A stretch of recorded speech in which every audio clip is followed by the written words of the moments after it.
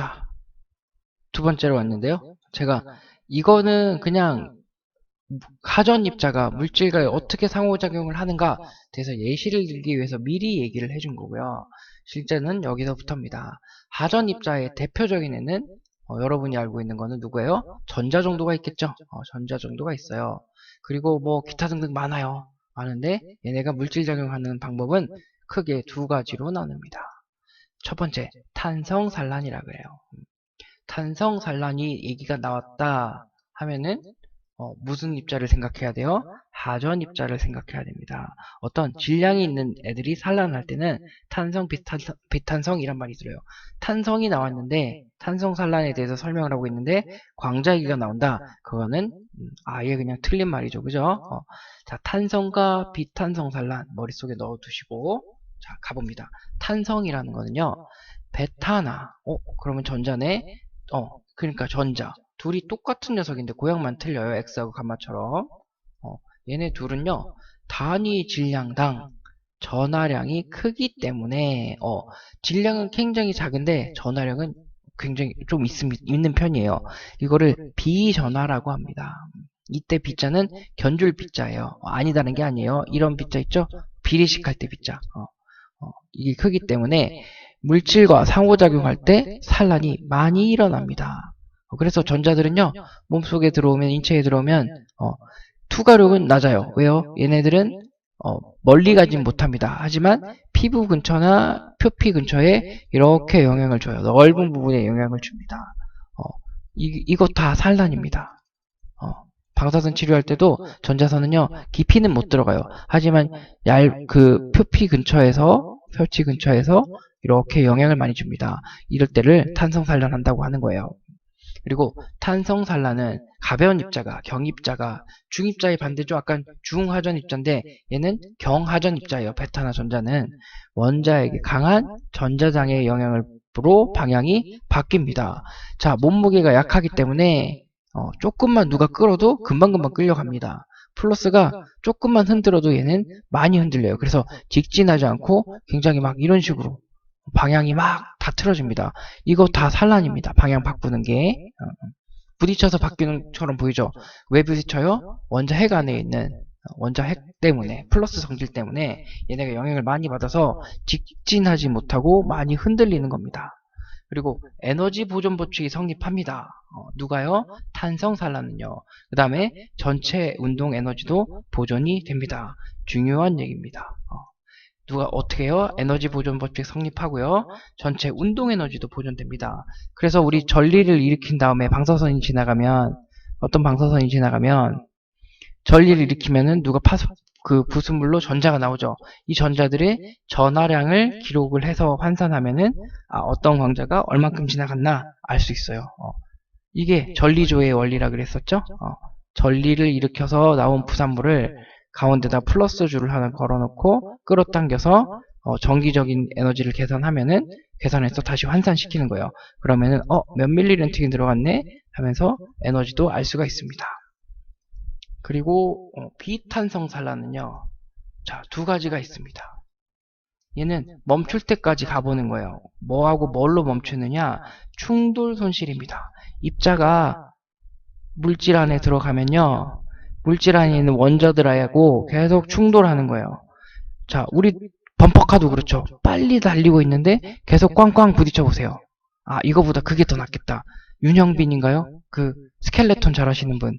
이름이 까먹었는데 윤영빈은 정경빈 남편이지. 윤성빈이 이런 코스를 달린다고 칠게요. 근데 저도 스켈레톤을 그때 처음 봤는데 자, 잘 타는 선수들은 여기 부딪히지 않고 이렇게 흘러갑니다. 그런데 못타는 선수들은 주변에 다 꽝꽝 부딪혀요. 부딪힐 때마다 어떻게 돼요? 속도가 0.001초 뭐 이렇게 떨어지더라고요. 0. 몇 초씩 떨어져요. 근데 그게 여러 번 부딪히는 횟수가 많으면 많을수록 나중에 기록 차이가 막 1, 2초 차이가 나버리죠. 그런 것처럼 얘네도 충돌을 많이 합니다.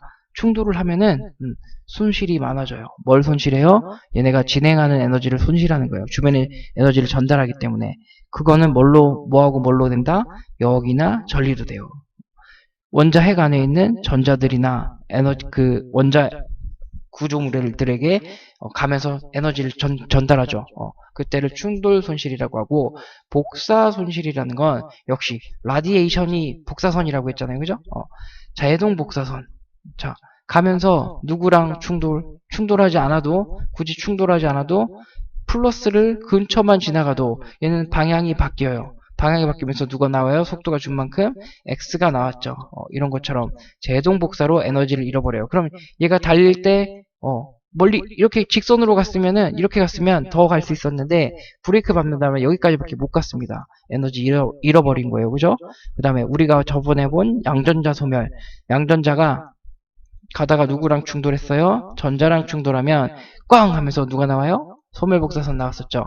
이런 것처럼 소멸복사선처럼 양전자 소멸, 그 다음에 체렌코프 복사 등이 있습니다. 그게 다 뭐예요? 광자를 뱉어내는 손실이 복사 손실이고, 충돌 손실은 실제로 부딪혀서 여기와 전리 때문에 나오는 손실이에요. 그래서 비탄성 산란을 하면 두 가지가 있습니다. 복사와 그 다음에 충돌 손실. 이거는 800분의 에너지 곱하기 원자번호로 나타냅니다. 그게 비탄성 산란입니다. 자, 탄성 산란의 특징, 비탄성 산란 특징 알아두시고, 그 다음에 또 가봅시다. 자, 저지능이란 개념 다시 나왔네요. 단위 거리당 방사선 입자가 에너지를 잃는 비율입니다. 방사선의 입장에서 단위 기류당 에너지를 손실하는 거예요. 이게 이해가 가셔야 돼요. 그죠? 에너지가 이만큼 갈 수 있었는데 어떤 물질 안에 있으면 이만큼밖에 못 갔어요. 그럼 뭐 한 거예요? 이만큼의 에너지를 주변에다가 전달했기 때문에 얘는 여기까지밖에 못 간 거예요. 저중이 높다는 거는 주변에다 영향을 많이 주는 방사선이라는 겁니다. 자, LET라는 개념이 또 나왔고요. 단위거리당, 역시 단위거리당 방사선 입자가 에너지를 잃어버리는 비율을 우리는 선 에너지 전달 또는 선형 에너지 전달, 그걸로 리니어 에너지 트랜스퍼라고 해서 LET라고 부릅니다. 고 LET는요, 주변에다 영향을 많이 줍니다. X나 감마는 LET가 낮아요. 근데 알파나 중성자는 LET가 높습니다. 다른 말로 뭐냐면은 X나 감마가 1이라는 영향을 줬다 그러면 얘네는 10에서 많게는 20배까지도 더 큰 데미지를 줄 수 있다는 겁니다. 얘는 얼마 못 나가요. 왜 못 나가겠어요? 주변에 에너지를 많이 주기 때문에. 그렇게 에너지를 전달하는 비율을 뭘로 본다? LET라는 개념으로 본다. 자, 저지능과 같은 개념이에요. 비슷한 개념이나 저지능 값에서 뭐 델타로 인한 에너지와 제동복사를 제외한 값이 LET가 된다요. LET가 된다. 그리고 여기 둘은 기본적으로 같은 의미예요. 브레이크를 건다는 의미에서. 그런데 뭐라고요? 델타레이라는 게 나왔네요. 관심 영역을 빠져나가는 2차 전자를 델타레이라고 부릅니다. 이것도 하나 알아두세요. 그러면은 저지능에서 뭘 빼준다고요? LET를 구하려면 델타로 인한 에너지와 제동 복사를 제외한 값입니다. 자, 그러면은 전자가 빠져나가면서 전리되는 에너지 빼고, 그 다음에 제동 복사 등에 의해서 에너지를 또 빼줘요. 광자도 빼주고, 이거를 뺀 값을, 저지능에서 얘네를 뺀 값을 뭐라고 부른다고요? LET라고 부르는 거예요. 이 개념 잘 알아주셔야 돼요. 제가 지금 저지능이라는 개념하고 LET라는 개념을 설명했습니다. 어디서부터예요? 하전 입자에서 얘기해요, 다. 그리고 비전리라고 나왔네요. 여기도 마찬가지 스페시픽이란 말이 붙었죠. 비라고 아닐 비자가 아닙니다. 견줄 비자라고 했어요. 이건 비례예요. 비적을 따라. 비적이라는 거는 얘가 날아간 흔적이에요. 날아간 흔적을 따라서 단위 길이당 만드는 이온쌍의 수입니다. 이온쌍이 많으면 많을수록 주변의 에너지 전달을 많이 한 거죠. 그런 개념을 비전리라고 합니다. 어떻다고요? 이온쌍을 많이 만들어내면 많이 만들어낼수록 전리를 많이 시켰다는 얘기예요. 이온쌍이 많이 생겼다는 건 뭐예요? 플러스가 나가면 바로 마이너스랑 붙어서 한 쌍 되고 두 쌍 되고 세 쌍 되고, 근데 이게 쌍이 50개짜리가 있고 5만 개짜리가 있어요. 그러면은 데미지는 누가 더 커요? 얘가 더 큰 겁니다. 전리를 그만큼 많이 시켰기 때문에. 전리가 많이 된다는 건 무슨 말이에요? 그만큼 원자 구조를 많이 부시면서 나갔다는 겁니다. 에너지가 힘이 세다는 소리예요. 그리고 저지능은 이렇게 봅니다. 저지능은 아까 얘기한 것처럼 관위거리당 에너지라 그랬죠. 하전 입자가 물질 내에서 단위 거리를 이동하며 소모하는 에너지가 저지능이고, 여기서 델타하고 그 다음에 제동복사 빼준 값이 뭐라고 했어요? LET라는 개념으로 나오고, 식은 이렇게 구해요 사실. 근데 여기까지는 제가 안 와네요. 요것만 알아두셔도 됩니다. 그리고 원자안의 수는 뭐 어쩌고저쩌고, 여기 B값도 나왔네요. 자, 이거는 3학년, 2학년 때 배우나요? 계치각 시간에 다시 한번 정확하게 하실 건데, 그때 도움을 받고 싶으시면요, 저지능이라는 개념을 미리 알아두십시오. 그러면은 큰 도움이 될 겁니다. 별로 계치각이 사실 별로 어려운 과목이 아닌데, 이런 기본 물리학 개념이 약하기 때문에 어려운 거예요. 왜 그러냐면 그때 대부분의 학생들은 물리학 책을 다시 펴놓는 학생들이, 그 학생들은 진짜 공부 열심히 하는 학생들이고, 대부분 보면은 이거 무슨 말이지? 국시에 나와 안 나와? 잘 모르겠는데 이러면서 그냥 다 패스하거나 어려운 문제는 다 그냥 빼고 갑니다. 그러지 마시고 지금 얘네 개념을 조금 알아두시면 이때 공부하실 때 도움이 좀 되신다 이런 말씀이고, 그리고 비정이라는 건 아까 비적도 있었죠? 비정, 비적 비슷한 말이에요. 입사되는 하전 입자가요. 지금 우리 하전 입자가 있으니까 매질 중에서 어떤 물질 중에서 그 에너지를 다 잃어버립니다. 그럼 어떻게 하겠어요? 정지하겠죠. 정지할 때까지의 직선거리. 비정이 높으면요, 저지능은 낮아요. 당연하겠죠. 에너지 전달을 잘 안 하니까 저능이 나가서 멀리 가겠죠. 그리고 알파 입자에 대한 저지능, 그리고 책에 있는데 여러분 참고하시라고 뒀으니까요. 한번 보시고 여기 저지능이 어떻게 되더라 라는 관계만 알아두십시오. 그리고 마찬가지입니다. 마찬가지. 아까 그 내용을 조금 제가 설명을 많이 해놨는데요. 이거는 하고 싶은 분들만 한 번씩 보십시오. 여기도 마찬가지입니다. 중하전 입자의 에너지 흡수는요, 이제 우리 그냥 하전 입자 있었는데 무거운 녀석들이에요. 단위 비행거리당, 단위 비정당 레인지당 생성된 이온쌍 수를 측정해서 구할 수가 있고, 이때의 양을 뭐라고 부른다? 비전리라고 부릅니다. 이 비전리란 단어를 다시 한번 상기시켜 주려고 여기다 써놨습니다. 에너지에 의한 비전리를, 비전리라는 건 뭐라고요? 어떤 단위거리당 생성된 이온쌍의 수니까, 그게 비전리니까, 비전리가 높으면 어때요? 높으면 에너지를 많이 전달했다는 거죠. 비전리를 나타낸 곡선이에요. 이거를 브래그 커브라고 해요. 입자의 종류가 다르면 곡선은 안 겹쳐요. 알파 입자, 베타 입자 둘이 안 겹칩니다. 비전리는요, 선 에너지 전달, 아까 나왔던 LET에 비례합니다. 오, 그렇구나. LET란 건 뭐였어요? 스타핑 파워에다 뭐하고 뭐를 뺐어요? 델타 레이하고 관련된 거하고 제동 복사를 뺀 값이 LET였으니까, LET는 주변에 에너지를 얼마나 많이 전달하냐, 전달하지 못하느냐, 그거 차이로 나타낼 수 있겠네요. 에너지를 많이 전달하면은 얼마 못 가요. 근데 에너지 전달이 약하면은 멀리 갑니다. 그게 스타핑 파워였고, 거기서 델타 레이랑 제동 복사를 뺀 게 LET였잖아요. 볼게요. 그림만 볼게요. 여러분 어려울 수도 있어요. 자, 이온쌍을 만들어낸 수예요. 깊이에 따라서. 자, 5mm, 10mm, 15, 20, 25, 30에서 보세요. 3cm에서 가장 많은 이온쌍 수를 만들었네요. 그러면은 얘는 LET가 이렇게 쭉쭉쭉쭉 오다가 어떤 데미지를 안 주다가 갑자기 이 지점에서 에너지 전달을 많이 했습니다. 그 뜻은 뭐예요? 얘의 속도가 많이 줄었다는 겁니다. 속도가 빠를 때는 얼마 전달 못해요. 근데 뚫고 가면 갈수록 얘가 힘이 약해지면서 가만히 있죠. 그러면 어디에 영향을 더 많이 줘요?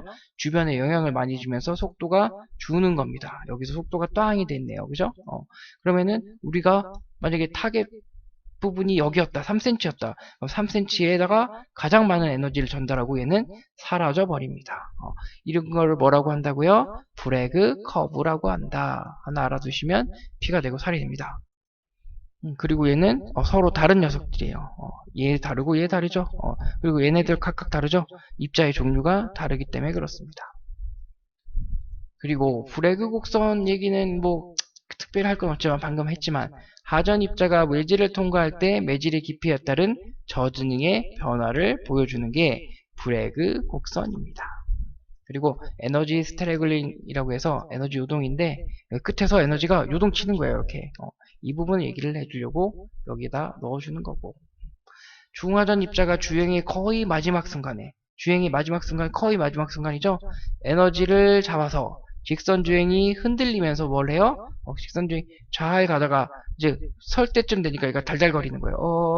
하고 달달거리다가 정지하기 전에 한번 힘을 쓰고 없어지는 상황입니다. 이거를 에너지 스트래글링이라고 부르고 이거를 에너지 요동이라고 합니다. 어디서 나타나요? 브래그 곡선에서. 좀 재밌는 얘기죠? 관심이 있으신 분들은 재미가 있을 텐데. 그리고 LET라는 개념 다시 나왔네요. 왜 자꾸 반복할까요? 중요하기 때문에. 전리방사선이 물질에 들어왔을 때 그 비적의 단위거리당 평균하여 상실하는 에너지를 선에너지 전달이라고 해요. 말 다루기 어렵네요. 결국엔 뭐예요? 에너지를 주변에 전달하고 얼마나 전달할 수 있느냐. 단위 길이당 똑같은 녀석 A라는 녀석이 있고 B라는 녀석이 있어요. 근데 같은 단위 길이를 갖는데 누가 더 에너지를 많이 전달하겠느냐? 그걸 물어보는 겁니다. 하전 입자의 경우에는 저지능과 등가래요. 같은 말이라 그랬죠. 등가라는 말은 같은 말이고 물질과 방사선의 상호작용을 특정짓는 양입니다. 자, LET가 높으면 주변에 영향을 많이 주는 거예요. 고 LET 선의 대표 주자는 알파입니다. 그리고 각종의 방사선 중에 감마랑 고속전자선은 LET가 작아요. LET가 작다는 말은 뭐예요? 지 혼자 빨리빨리 간다는 소리예요. 주변에 영향 별로 못 줍니다. 중하전 입자의 핵분열 파편의 LET는 큽니다. 왜요? 얘가 몸무게가 높기 때문에 주변에 영향 많이 줍니다. 같은 주먹을 맞아도 여학생한테 한 대 맞는 거하고 타이슨한테 맞는 거하고는 차이가, 여러분 타이슨은 모르시겠다. 누가 있을까요? 아무튼 권투 선수한테 맞는 거하고는 차이가 많이 납니다. LET가 다른 방사선을 조사했을 때 경우에는 물질의 방사선 양이 같아도 방사선 효과에 차이가 있을 때가 있는데 이를 무슨 효과로 부른다? LET 효과라고 부릅니다. 이거를 잘 이해를 하고 계셔야 돼요. LET라는 개념 많이 나오는데요. 많이 나오는데 1학년 때 물리학 시간에 잘 안 잡혀져 있으면 여러분 결국에는 저를 원망하게 됩니다.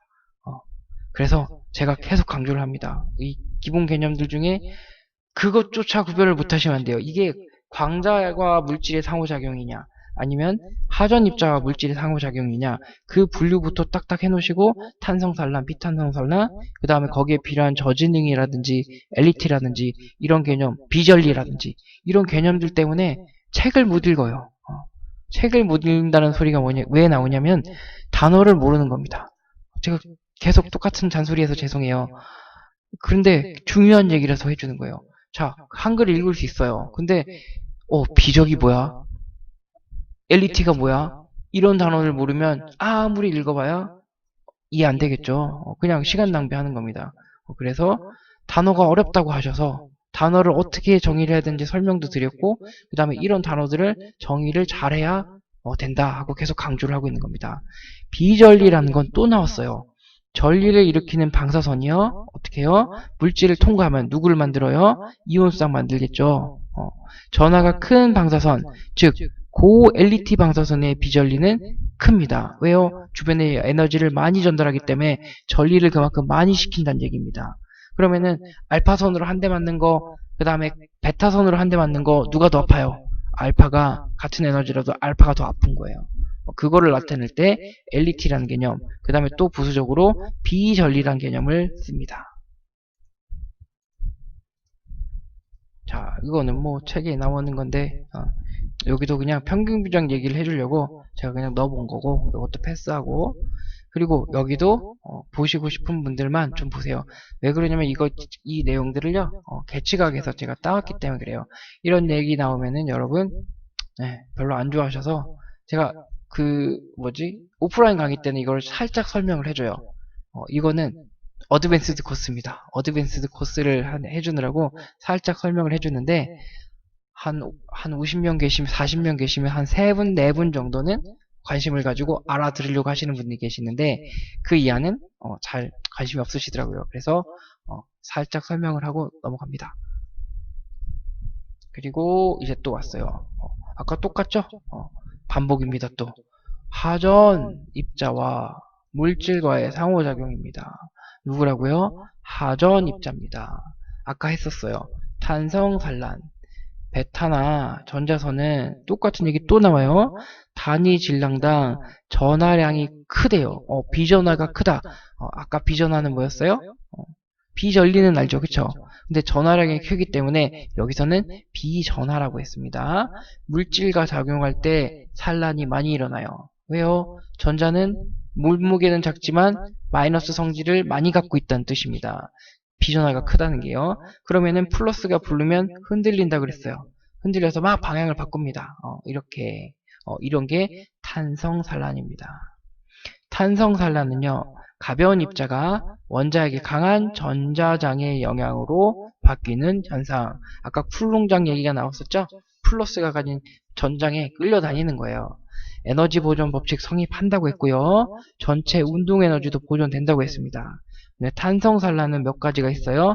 충돌과 복사 손실이 있고, 충돌은 실제로 여기와 전리를 일으키면서 에너지를 잃어버리는 거고, 복사 손실은 어떤 복사선이 나가는 거예요. 제동복사, 체렌코프, 그 다음에 소멸복사선.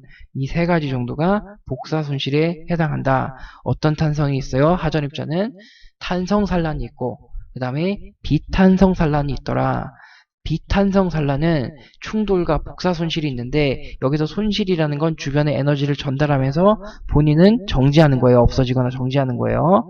충돌 손실은 여기와 전리가 있고, 복사는 제동, 체렌코프, 그 다음에 소멸복사선 현상 등이 있더라. 그래서 제가 전자 쌍생성은 특별히 따로 숙제를 한번 냈죠. 계속 나오기 때문에 그렇습니다.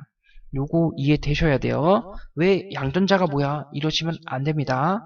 그리고 복사 손실, 충돌 손실. 이게 800분의 에너지 곱하기 원자 번호에 해당하더라. 이렇게 되는 거예요. 이런 관계가 있어요. 그리고 F는요, 이거는 뭐 빼고 3.5 곱하기 10의 마이너스 4은 최고 에너지 곱하기 2인데 요거를 나타내요. 그냥 F 값으로 나타내기도 합니다. 자, 그리고 그 다음에 저지능과 LET가 있습니다. 아까 했던 내용이기 때문에 세 가지. 자, 방금 동영상 강의만 잘 들으셔도 기본적으로 다 설명할 수가 있어요. 저지능 뭐라고 했습니까? 단위 거리당 방사선 입자가 에너지를 잃어버리는 비율이에요. 방사선 입장에서 단위 길이당 에너지 손실. 그래서 dx분의 마이너스 잃어버리는 거니까 마이너스가 붙고 dx분의 d이라고 했습니다. d는 왜 붙어요? 계속 변화하고 있으니까. LET는 뭡니까? 이거랑 비슷한 개념. 단위 거리당 방사선 입자가 에너지를 잃는 비율. 똑같네. 하지만 뭐예요? 델타하고 제동 복사에 의한 값을 빼줘야 됩니다. 델타선은 뭐라고 했어요? 관심 영역을 빠져나가는 2차 전자를 델타레이라고 부르다고 합니다. 한 마리만 빠져나가지 않아요. 덩어리로 빠져나가니까 이상한 선을 발견을 했어요. 그래서 이게 뭐야? 그래서 봤더니 우리가 전리가 일어나는 영역 이렇게 있는데 여기를 탈출하는 녀석들이 전자 다발들이 있었어요. 그래서 에너지는 에너지인데 얘네가 뭘까? 광자일까? 입자일까? 분석을 해봤더니 입자였어요. 그래서 그럼 새로운 입자인가? 대박 난 거 아니야? 해서 딱 봤더니 역시 새로운 건 아니고 누구였어요? 전자였어요, 정체가. 그래서 얘를 규명하기 전에 일단 델타라고 이름부터 붙여놓은 겁니다. 그리고 규명을 한 다음에 델타는 얘네 2차 전자들의 덩어리였구나 하고 알게 됐고, 비전리는 비적을 따라 단위 길이당 만드는 이온쌍의 수입니다. 얘네 이온쌍 수가 높으면은 많은 에너지를 전달한 거고, 낮으면은 그냥 지 혼자 달려간 겁니다. 그리고 자, 이제 하전 입자 중에 얘네들은요 주로 그렇게 무거운 입자가 아니었어요. 마이너스들에 대한 얘기였어요. 거의. 사실 마이너스 해봐야 누구밖에 없어요? 베타랑 전자밖에 없죠. 주로 마이너스에 대한 얘기였어요. 그런데 지금부터는 뭐가 들어가는 거예요? 알파가 들어가는 겁니다. 알파선과 물질과의 상호작용입니다. 얘네들은요 특징이 커요. 몸무게가 많이 나가요. 양성자에 비해서 몸무게가 얼마나 나가요? 몸무게가 아, 제가 대답을 기다리고 있네요. 죄송해요. 오프라인으로 자꾸 착각을 합니다. 대답 기다릴 필요가 없죠. 그냥 제가 얘기하면 돼요. 헬륨이잖아요. 그죠? 너무 죄송해요. 원자번호 2번, 질량 4번. 제가 습관이 돼서요. 저는 이렇게 질문을 많이 하면서 수업을 하는 편이거든요. 그래서 습관이 돼서 저도 모르게 대답을 지금 기다리고 있었어요. 근데 이렇게 되죠. 그죠? 헬륨이고, 질량수 4고, 원자번호 2번이죠. 얘하고 물질알과의 상호작용을 하면 어떤 일이 일어나는지 살펴보기로 해요. 그리고 잠깐 쉬었다가 올게요.